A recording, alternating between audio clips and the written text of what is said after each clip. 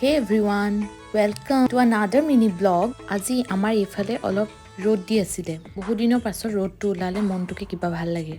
কিন্তু হলে কি হ'ব অলপ পিছত বতৰটো আকৌ বেয়া কৰি দিয়ে। এনেকুৱা বতৰত কাম কৰিব মন নাযায়। সেইকাৰণে মাইনাটোৰ লগত ৰিলকে বনালো।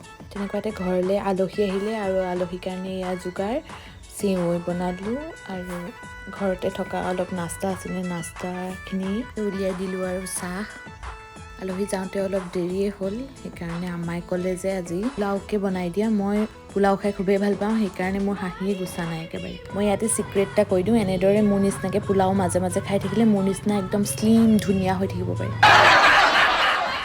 পিছবেলা টাইমত অলপ ওলাই গৈছিলোঁ ঘৰৰে অলপ বজাৰ কৰিবলগীয়া আছিলে আৰু টাউনখনতে অকণমান ফুৰিলোঁ এইবিলাক ভিডিঅ' কৰিবলৈ নহ'লে কাৰণ মই মাজে মাজে পাহৰি থাকোঁ ভিডিঅ' কৰিবলৈ ফুৰি আহোঁতে ৰাতিৰ খানাখিনি কিনি আনিলোঁ বিৰিয়ানী আৰু বাটাৰ মছলা আজিলৈ ইমানেই আছিল বাই বাই